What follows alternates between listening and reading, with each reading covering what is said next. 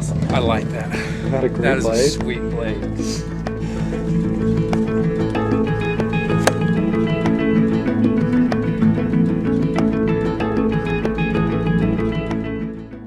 Lovers of the blade, long-term subscribers of the Nutnfancy project will remember, probably more than anyone else anywhere, I extol the virtues of the big blades.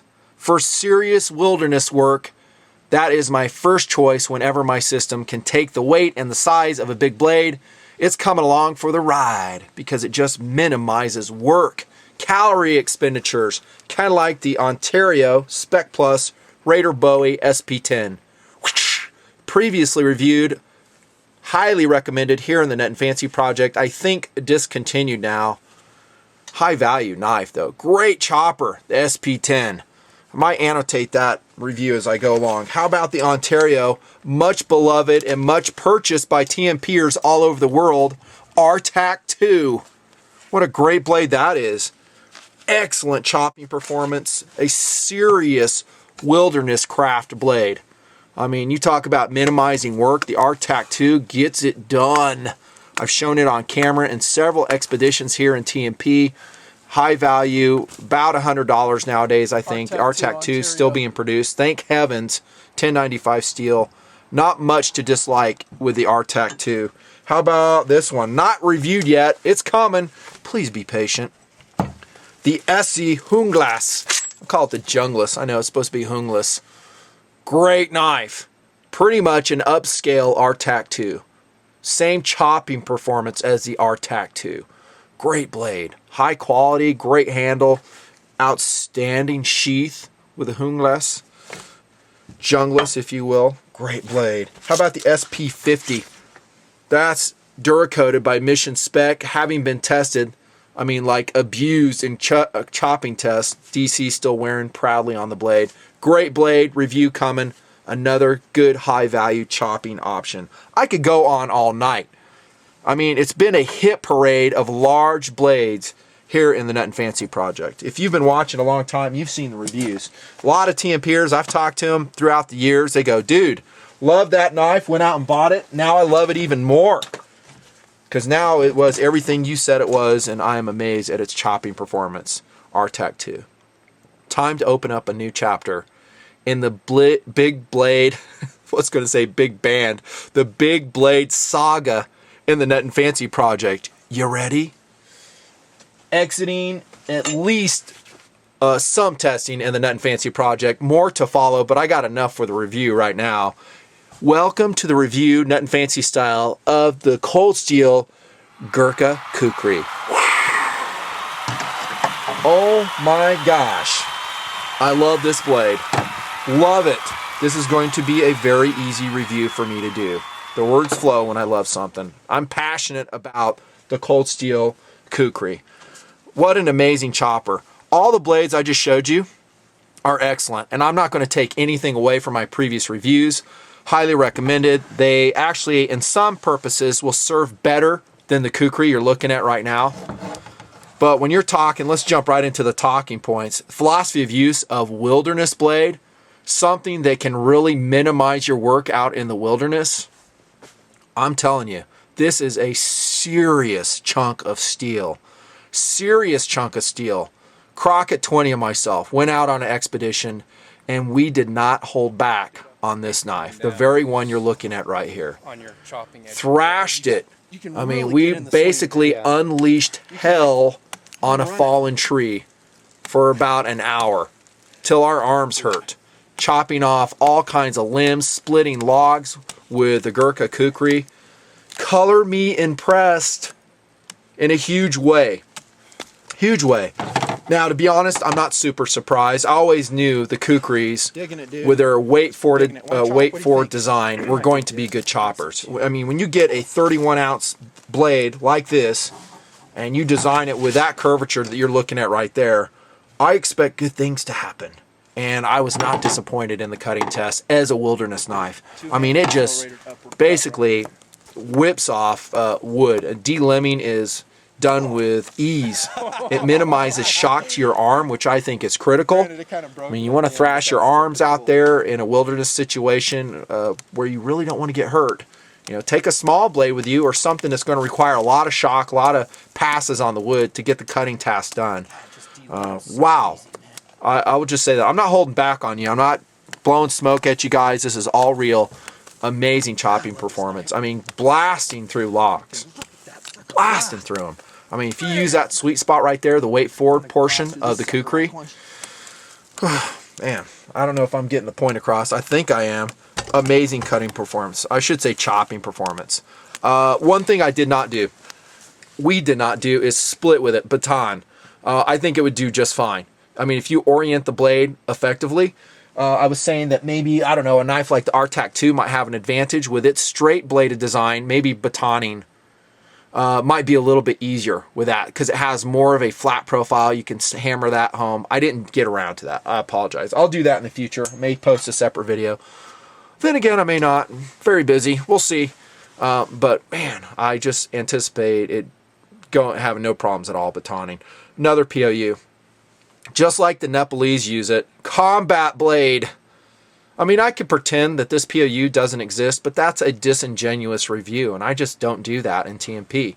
It is part of the knives legacy. Okay, the Kukri design originating from Nepal, the Nepalese warriors serving alongside the British since the 1800s, fierce fighters, fearless fighters. The Kukri, in its various forms, an indigenous blade, they use with deadly efficacy. I mean, we're talking beheading their enemy with it. The philosophy of use, if you want to employ a Kukri with that, wow. I mean, devastating. More devastating than the other large blades I just opened the video up with. No doubt. I'm not even messing with you guys, not joshing with you. It could easily take off an arm, take off a head. Okay, I'm telling you, straight up, that's what it can do. Check out Cold Steel's demonstration videos. I've talked philosophically speaking about Cold Steel videos. I think they're straight up.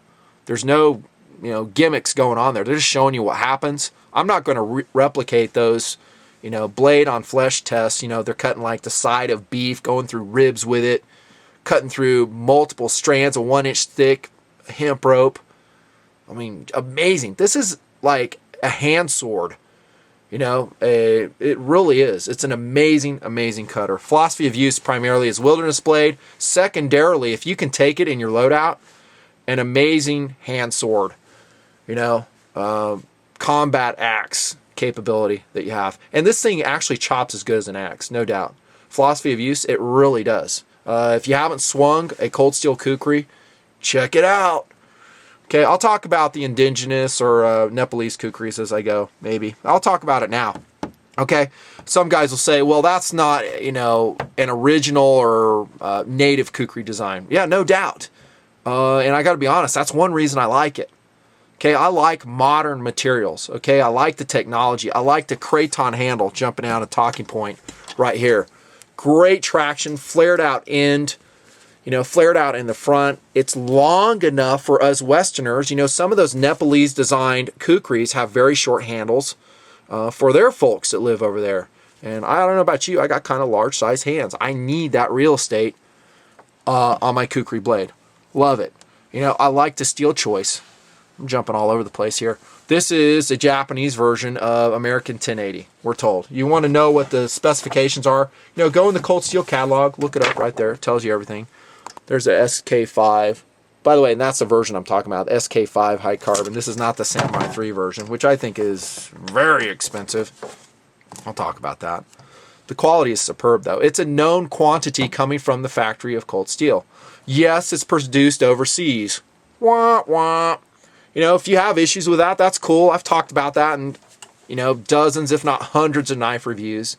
It all comes down to quality control. It doesn't really matter where it's produced. If it's produced overseas and you have outstanding quality control, you're going to have an outstanding blade. And no, I don't get into the politics of where it's produced. Guys say, well, I want it to be produced in America. Roger that. It's going to be, I don't know, $250 blade as opposed to, whatever it is now, $175 blade. So quality is amazing. If I buy an indigenous Kukri, maybe a Nepalese variety from any of the importers. You know, do I get a super high quality steel? Maybe, but having deployed in the military overseas, having frequented the foreign knife markets as much as I possibly could, I'm pretty familiar with what kind of quality is over there, and I will say I'm pretty much unimpressed what I see on the knife tables and in the knife markets. You don't know what you're getting. You might be getting spring steel, which may be okay. You might be getting, you know, crap steel. A lot of it's scrap material that they put together. It's kind of, you know, a box of chocolates. You just don't know what you're going to get. You know, yeah, I'm going to pay more for this, generally speaking, buying the Cold Steel SK5 version, but I know what I'm getting. I'm getting a very hard, high carbon steel. And having come out of my cutting test, this sucker, I mean, was amazing. Did not chip out, and the edge is still very workable on this Gurkha Kukri. Amazing. You know, I'm not going to say that overseas Kukris are bad. I think they're probably good. I've seen and done a lot of research on them. I've seen some impressive blades that I really wouldn't mind laying my hands on and giving them a test. And the price points on several of them are very attractive. Some not so much. What I'm trying to say is this is a known quantity coming from Cold Steel. I know what the quality levels are, and yes, I have the backing of a factory. You might have that too with an overseas blade. But I love it. You know, and you know, again, I might test some foreign makes of Kukris as I go down the road. The quality on this knife, the SK version, and no doubt the Sanmai 3 version, very expensive, amazing. Weight, balance, and feel, well, you may have already gathered it's pretty awesome. Weight forward design is just, you got to handle a Kukri to feel it and to understand what it is. Look how thick that blade is. 5/16 of an inch thick on the 12-inch blade, weight forward design. 21-ounce knife with a sheath, 31 ounces total. Amazing. I mean, it's just inspires authority. I mean, you talk about a cleaving stroke. Man, again, I'm not going to take much away from these large blades. They still rock. But they don't compare to the weight forward design of the Kukri. I'm just telling you, physically, they cannot. You know, we're talking physics. There's not as much metal forward. You can't produce that much of a, or that as an accelerated cut as you can with a Kukri. And then you get the design of the steel, of the blade shape. You know, dating back a long time over there in Nepal serves a purpose. I mean, you always have a curvature presented to your cutting surface, pretty much, which accelerates the cut. And then you factor in again the weight forward design. Amazing. You know, the balance is weight forward, and that's just the way I like it. And then if you read the Cold Steel catalog, they go in and talk about how they distal tapered this to have a finer tip on it that gives it a capability of stabbing, penetration cuts. And again, reference the Cold Steel videos on this. I think they're straight up.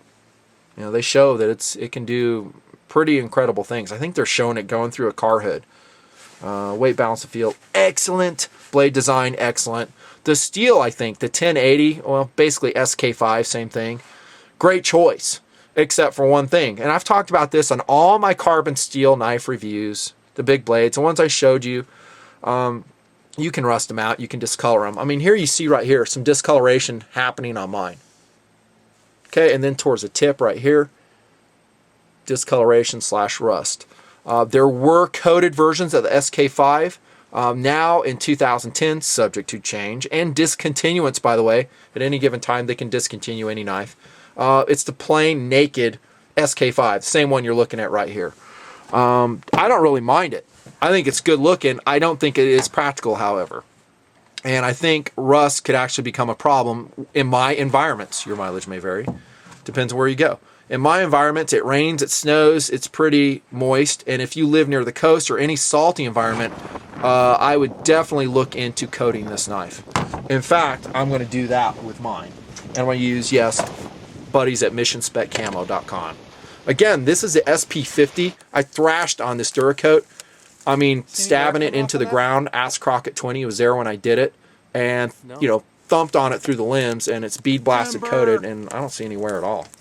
Okay, and that's the same finish. Maybe not that exact, you know, bow constrictor finish, but I'm going to Duracoat that one. And then the rust problems will go away. By the way, I'm a fan of the carbon steels. I really am. Easy to sharpen. They don't chip out. And they're just easily maintained. The 1080 is going to be a little bit harder, I think, than the 1095. 1095, again, like the RTAC 2. the Hungless by SE Knives. Great steel. Probably my overall favorite, the 1095, just because I have so much experience with it and it's just never let me down. 1080, I'm getting as much experience in it, and so far I've been impressed. Another one would be the 5160 steel. All of them are pretty decent. Handle and guard. I already talked about the Kraton handle. It rocks. Got the lanyard loop there. You can put your, your paracord, whatever there, to secure it so you don't let the knife come flying out of your hand. Not too much of a guard, If you guys are saying, well, defensive knife, I really want a guard on there in case someone comes down my blade and goes like that. Chops my fingers off. Again, I've said it before, I'll say it again. I just think going blade to blade with a guy is kind of fantasy, honestly. That you're going to have that much presence of mind, even if you're trained to somehow square off with a dude. I know, could be wrong. Don't mean to be controversial, but I just think they're going to be best used in a force continuum. In other words, alongside the gun. Well, kind of like the Nepalese used it in World War II. Kind of like that. I think they're going to be very effective, So my point being is the lack of a guard on this particular design, in this POU, not a huge deal. And again, it's kind of traditional to the Kukri design. Okay, another reason. I like the cold steel Kukri. Really like it. I talked about quality level. One of them is the sheath. If I get a native or indigenous Kukri, I'm going to pretty much get a wooden sheath covered in some sort of leather. Maybe buffalo, maybe mouse hide. Okay, maybe not mouse hide, but some type of leather that will shrink, contract, maybe expand with the weather conditions. With a cold steel Kukri, I will not have that problem because I get this outstanding Securex plastic sheath. Yes, I love Securex sheaths. Recon Scout, I got so much experience with that one. The Trailmaster sheaths, they're excellent. They're excellent. The Securex do not absorb water. Blah, blah, blah. All the things I've said over the years still apply. Quick attach with a nylon in the back. It's basically in a large version of other sheaths we've seen, right? To include the other large fixed blades we've seen from cold steel, and it's super lightweight. Well, maybe not super lightweight, but total carry package 31 ounces. Reasonable for the amount of steel you're coming. There's your tab, not Velcro, secure strap. The Kukri fits in it just perfect, carries nicely. By the way, when you insert that, make sure you hold on the back spine, not like that. Same when you're withdrawing the blade. There you go. That's a huge advantage over indigenous Kukris, in my opinion. Because why? I'm in the snow and the rain and sleet, whatever, that can cause problems. Nice sheath, cold steel. Great job. Competitive options. I don't know, maybe the axe, if you want to chop as good as a Kukri. Sorry, got to get a drink. These knives, again, are excellent. Love them. They do not chop, in my experience, as good as a Kukri. When Crockett 20 and I were out there conducting our tests, we were switching off back and forth between these blades. And we're not talking a little chopping, we're talking several hours worth between all the blades. Chop, chop, chop, now the Kukri, now the Hungless, now the Ontario RTAC 2. These still chop great, the Kukri chops better. Okay, we're talking chopping, I know. There's a lot of other cutting tasks that might be called upon on your knife. Splitting wood, maybe some delicate tasks. And I guess, honestly, if you were to give or assign a disadvantage to the Kukri style, the full size, 12-inch blade one, this one right here, maybe delicate tasks wouldn't be its strong suit. Okay? Competitive options are few when we're talking about those other knives that we just showed. Now, if we stay within the realm of Kukris, your competitive options are many. I mean, several overseas variations you can go with, different steels.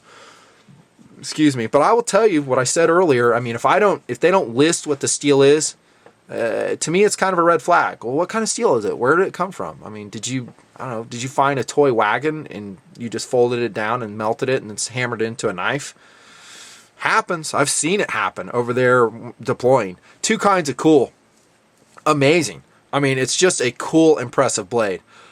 If I were to think of any blade that you would extract from your sheath in a defensive encounter and make the guy run away, I know I've covered a lot already here in TMP. Here's another one, the cold steel Kukri. By the way, nice blade, Artang printing right there. It is an impressive blade, just nasty. This is a knife that is impressive. Two kinds of cool. It just basically maxes out both of them. I mean, impressive in roll as a wilderness blade, and that's what I use it for. in its ability to minimize your work and shock to your arms and tendons when you're talking about getting your woodwork done, clearing, brush clearing. And second type of cool is just fun to collect. Maybe some historical connection. I know this is a modern design from Cold Steel. The native Kukris will have more of that. Still two kinds of cool. It's an impressive blade. Collectability. It rocks. Oh, let me mention this too. Cold Steel makes a Kukri machete. Don't get the two confused. Don't have one on the table, but the Kukri machete is a completely different animal than this. This is a 5/16 thick chunk of SK5 steel. Weight forward, amazing capability in the chopping roll. The Kukri machete, I could find it in the catalog here, but I'm not going to waste time, is much thinner. It does have a forward sweep, not quite as much. Doesn't have the same design of the blade. It will be a great brush clearer. But if you take it up against the wood, maybe thick limbs, splitting logs, you'll find out real quick that it does not perform like the Gurkha Kukri I'm showing right here. Model 39 LG KT is what we're looking at. Price. I ain't gonna lie. It's expensive. Even the SK5 version is expensive. More expensive than most of the knives I opened the video up with. Okay? I'll show you an annotation, what it's running around there. And I might even annotate where I recommend getting it. Is it worth it? Absolutely. The only downside that I can identify in the Cold Steel Gurkha Kukri is its ability, or actually its ease of rust. The SK5 without any coating on it, as you can see in my own knife, remember I'm in a fairly dry environment usually, except when it's precipitating, it's going to rust on you. So you need to coat it. Again, I say Duracoat it. Be done with it. Well, why didn't you just, throw Cerakote on it? Well, it has a craton handle. You can't bake it on. Duracoat doesn't need to be baked on. And a nice thing about Duracoat is you can put it on again. Strip it off, put it on if it wears. Piece of cake. Bead blasted Duracoat. That's kind of where I'm going right now with all my blades. You coat it, and then it's going to be as good, in my opinion, as a Sanmai 3 version. We're talking about value and price. So guys say, well, should I buy the Sanmai Kukri? I say no. Sorry, Cold Steel, love you, mean it, but it's just too expensive. Here's a Sanmai 3 version with a retail price in 2010. I don't even know if they show it. Yeah, they do. $519. Street price will be lower. Don't get me wrong, Sanmai 3 is an amazing steel. I love Sanmai 3. Really do. Very capable. Won't have the rust problems that we're talking about with SK5. But again, if you coat the SK5 with a a meaningful, durable coat, you're in business, man. Very impressed with the Gurkha Kukri by Cold Steel. As of 2010, I prefer it over the native Kukris. Maybe I'll change as time goes on. I get some experience with some high quality native Kukris. I think they're out there. I don't think. I know they're out there. They will perform as well, maybe even better than the Cold Steel Gurkha Kukri. But this is a known quality level, has the amazing Secure X sheath, and excellence has been proven in roll here in the Nutnfancy project. You want to employ it as a Marshall blade? Whoa. That's all I'll say. That's a Nutnfancy Cold Steel Gurkha Kukri review. I'm just going to say it. 10 out of 10. See ya. All the big parts aren't funny.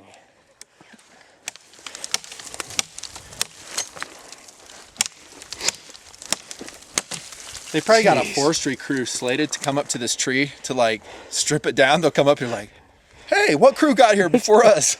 They'll come up here and not tell the boss and just hang out for the day. Yeah. You guys get that tree done? Yeah, we did. It's clear. Yeah.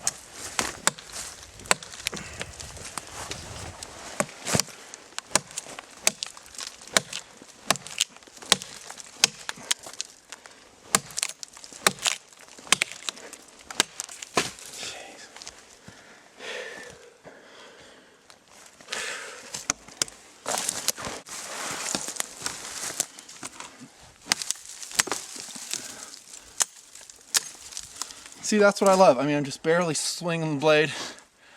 Strips off, the limbs with ease. But I mean, if you're talking about pure hacking performance, Kukri wins.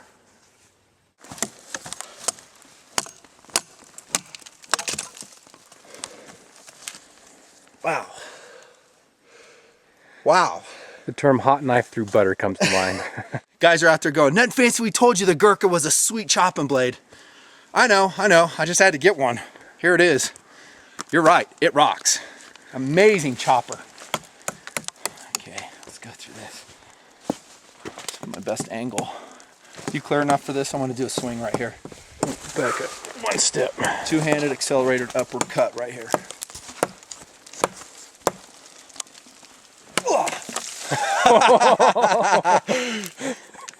Granted, it kind of broke it at the end, but that's still pretty cool.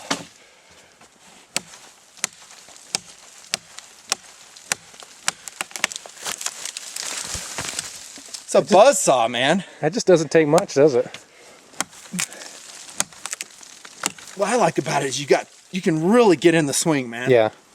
You can like home run it. Love it. I'm not even trying to chip that out. I'm just going straight cut through that.